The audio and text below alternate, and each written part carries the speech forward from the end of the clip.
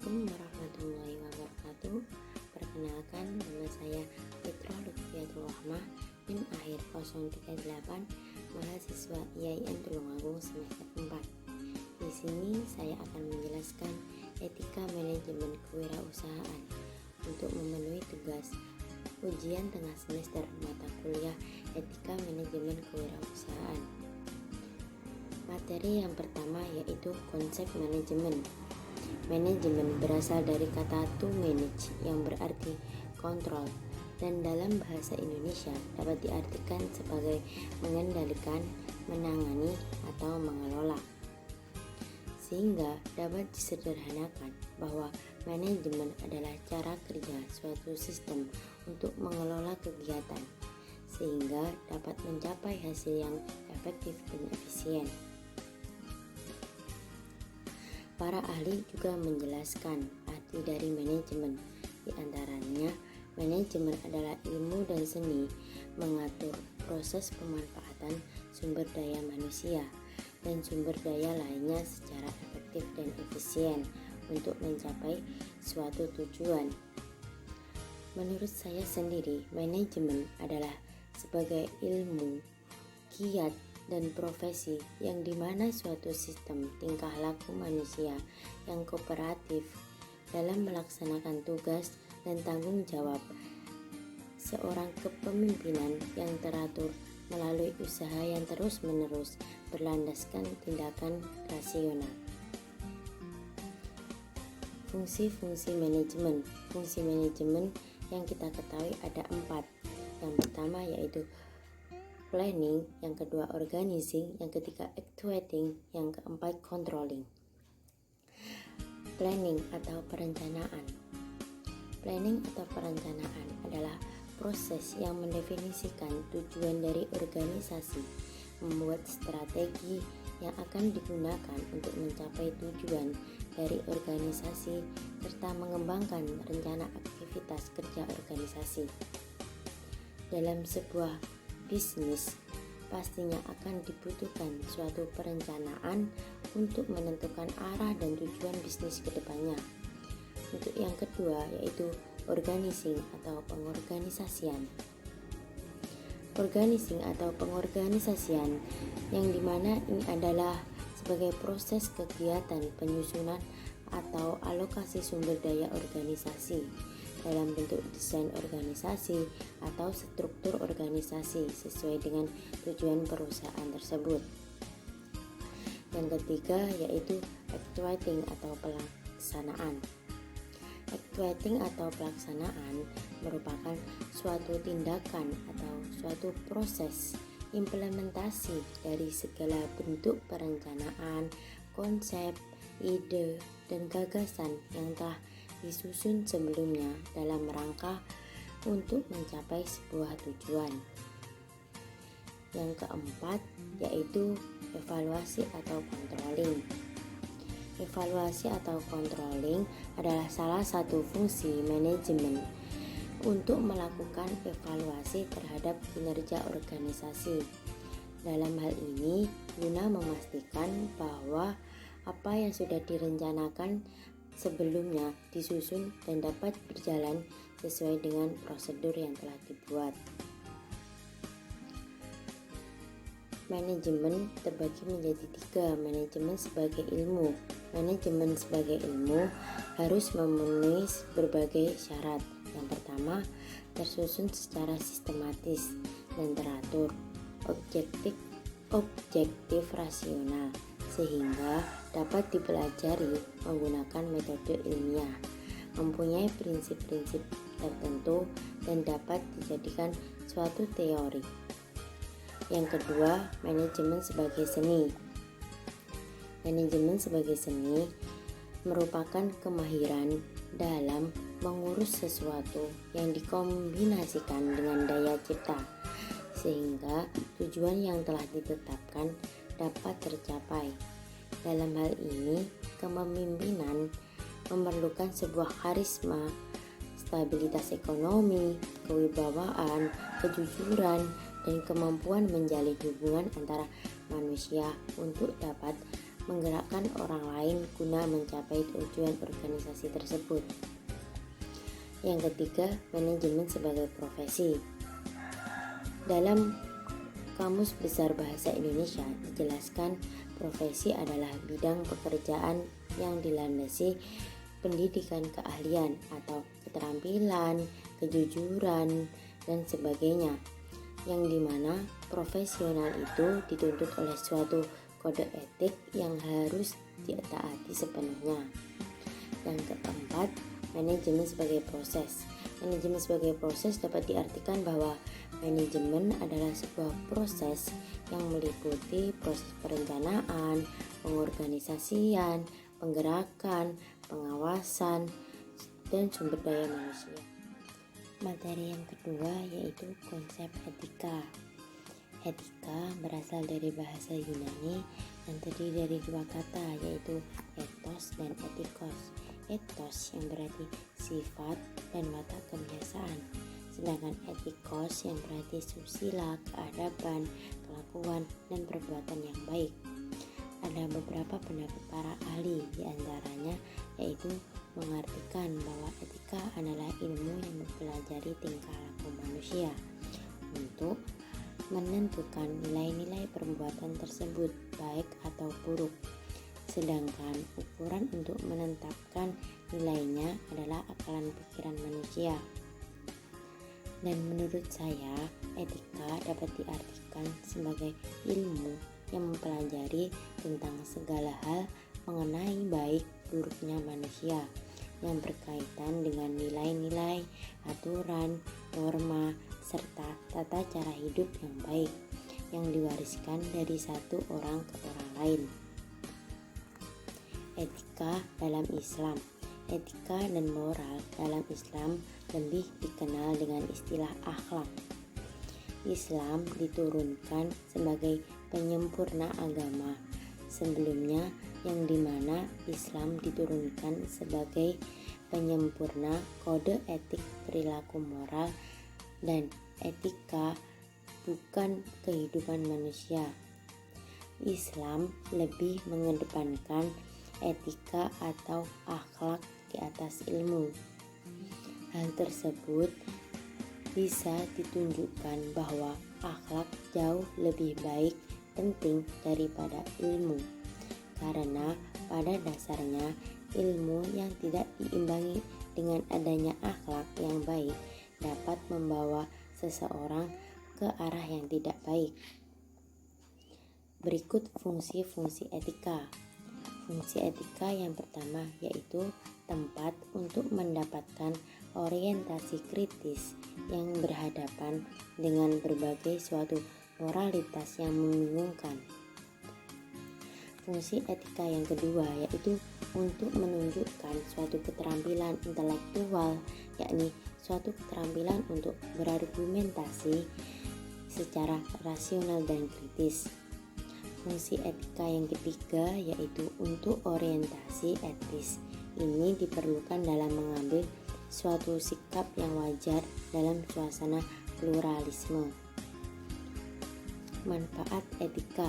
Manfaat etika yang pertama yaitu dapat menyelesaikan masalah-masalah moralitas ataupun suatu sosial lainnya yang membingungkan suatu masyarakat dengan suatu pemikiran yang sistematis dan kritis.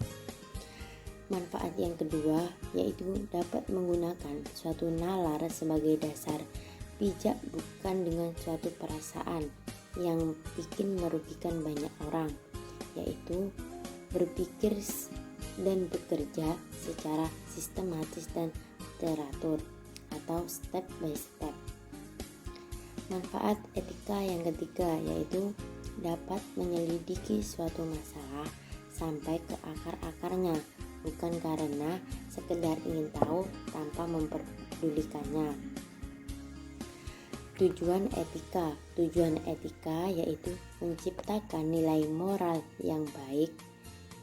Etika harus benar-benar dimiliki dan diterapkan oleh setiap manusia sebagai modal utama moralitas pada kehidupan bermasyarakat.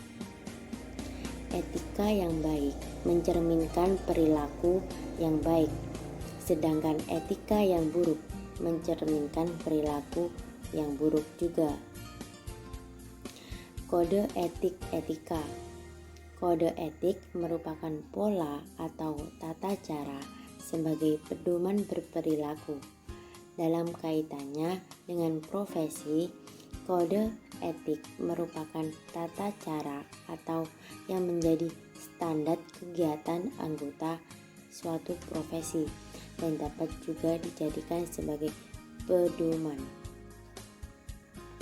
Materi yang ketiga yaitu etika kewirausahaan dalam kehidupan sehari-hari.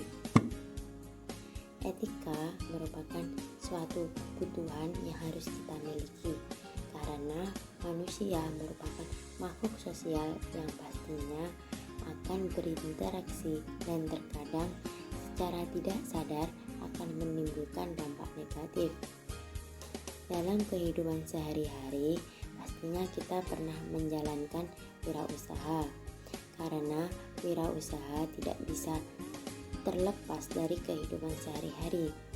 Maka dari itu, sebelum menjalankan wirausaha, terlebih dahulu kita mempelajari etika dalam berwirausaha.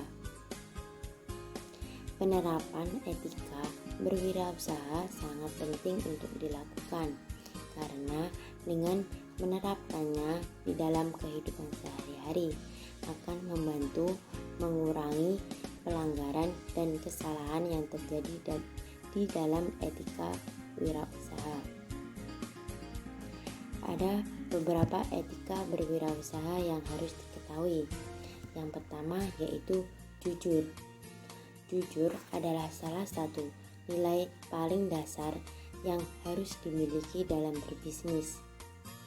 Jika kita sampai ketahuan dalam menjalankan wirausaha tidak jujur, maka reputasi wirausaha kita akan hancur dalam waktu yang singkat.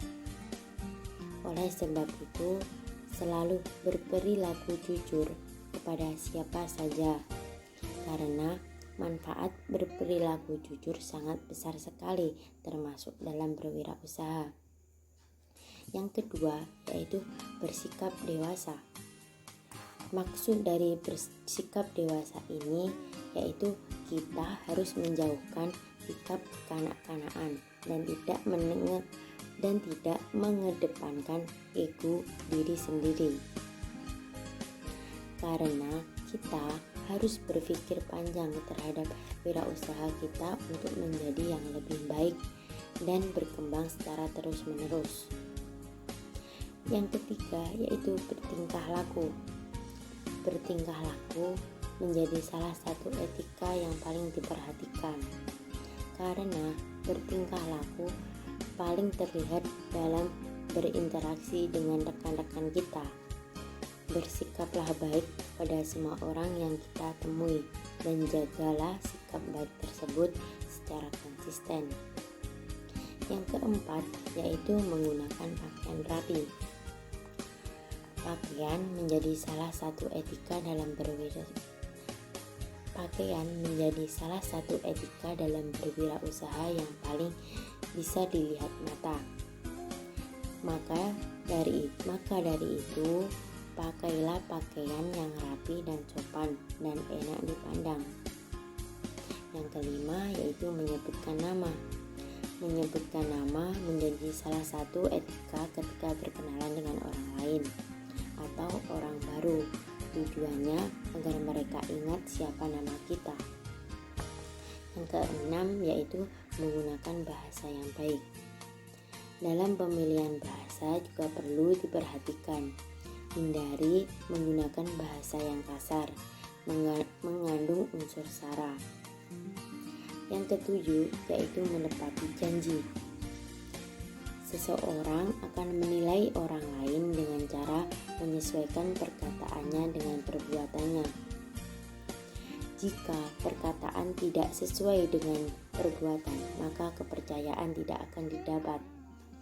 Janji memiliki nilai yang besar sebagai penentu integritas seseorang. Yang kedelapan yaitu integritas. Integritas merujuk pada memiliki karakter yang konsisten, yang ditunjukkan dengan penyelarasan pikiran, perkataan, dan perbuatan.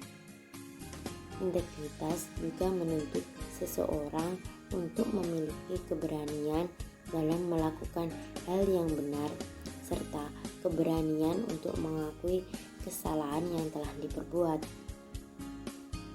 Integritas dari seseorang yang berwirausaha akan melahirkan suatu bentuk respek atau rasa hormat diri dari orang sekitar.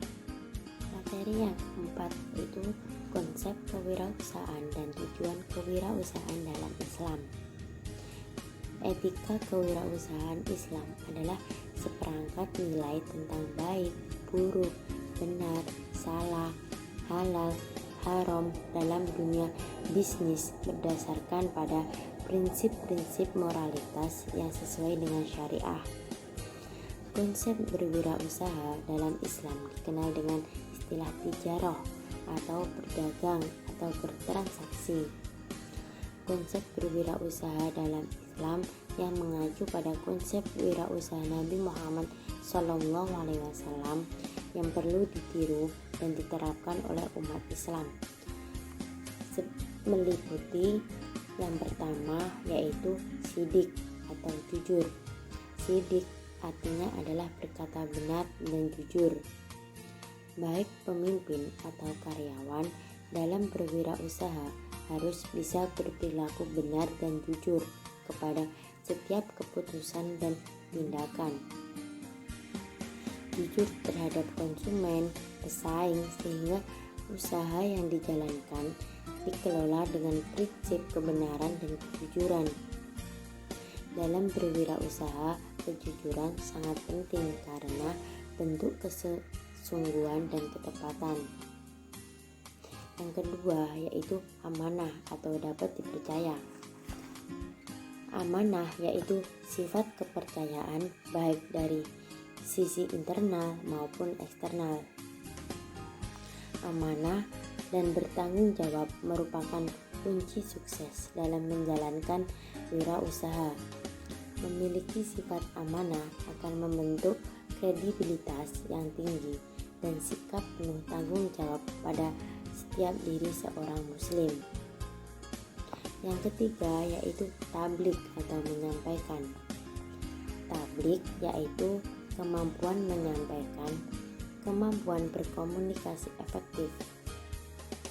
Wirausaha yang efektif merupakan kemampuan menyampaikan informasi. Para wirausahawan harus mampu melatih diri dalam menyampaikan ide dan produk bisnisnya, dan harus mampu menyampaikan dan mempromosikan keunggulan-keunggulan produk dengan menarik dan tepat sasaran, serta mampu mengkomunikasikannya secara tepat dan mudah dipahami oleh siapapun. Yang keempat yaitu patonah atau cerdas. Patonah merupakan kecerdasan dalam berbisnis. Dalam kewirausahaan berbasis syariah, Allah menghendaki manusia bersikap cerdas dalam menyikapi kehidupan. Kewirausahaan merupakan suatu konsep di mana seseorang dituntut untuk dapat membuka suatu usaha yang dapat memunculkan suatu dampak positif bagi perkembangan perekonomian. Dengan adanya kewirausahaan, seseorang dapat berperan sebagai pengurang angka pengangguran dengan membuka lapangan pekerjaan sehingga dapat menyerap angkatan kerja yang ada. Materi yang selanjutnya yaitu sifat dan karakteristik wirausaha sukses. Pewirausaha yang baik adalah pewirausaha yang beretika, yaitu pewirausaha dengan berkinerja unggul dan berkesinambungan yang dijalankan bersama-sama dengan mentaati kaidah-kaidah etika sejalan dengan hukum dan peraturan yang berlaku, dan etika dalam kewirausahaan dapat dijadikan standar dan pedoman bagi seluruh pewirausaha. dan menjadikannya sebagai pedoman untuk melaksanakan pekerjaan sehari-hari dengan dilandasi moral yang jujur, luhur, transparan, dan sikap bertanggung jawab. Sifat-sifat yang perlu dimiliki oleh pewirausaha. Yang pertama yaitu motivasi untuk berprestasi. Motivasi merupakan dorongan, hasrat, atau kebutuhan seseorang untuk berperilaku tertentu guna mencapai tujuan tertentu.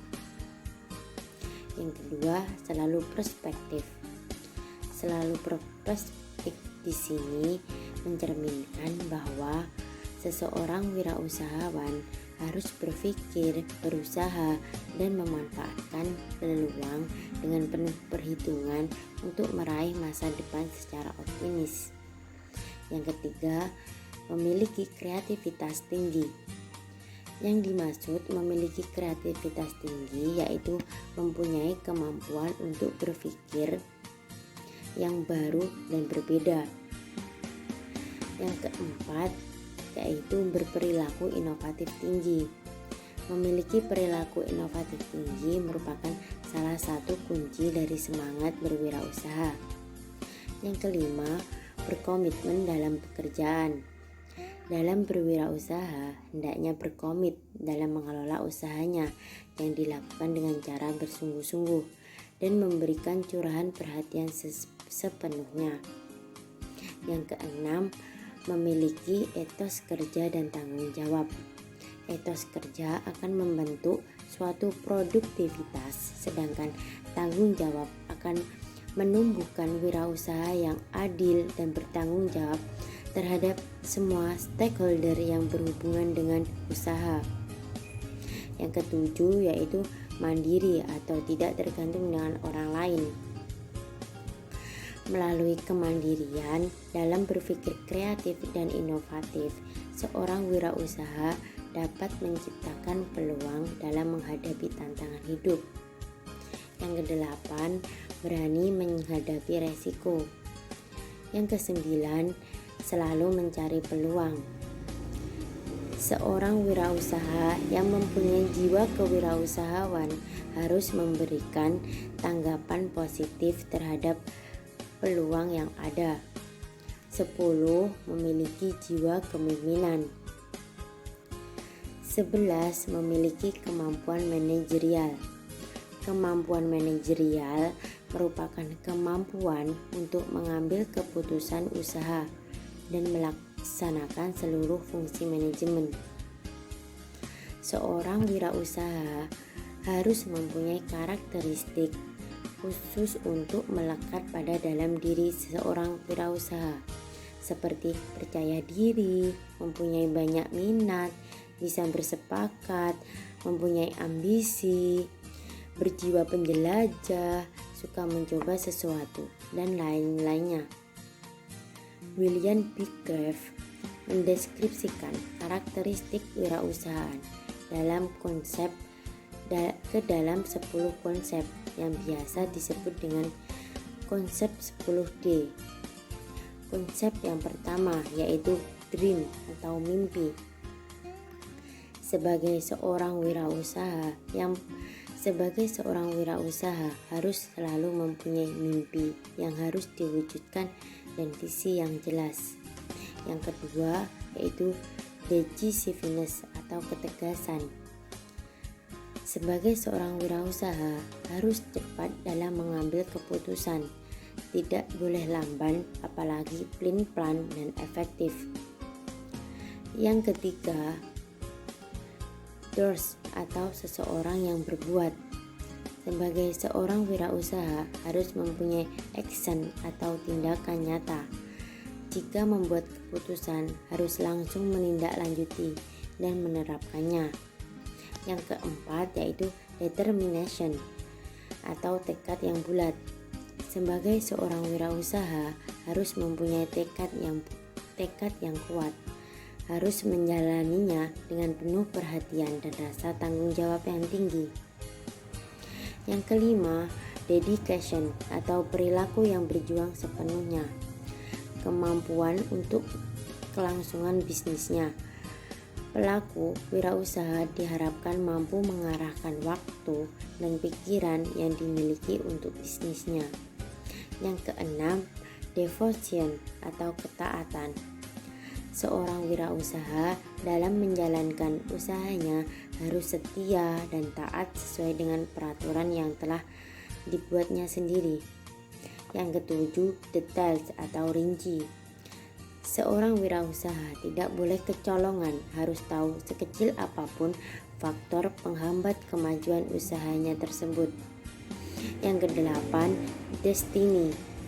Seorang wirausaha tidak boleh bergantung kepada orang lain, harus punya rasa keyakinan dan percaya diri yang kuat.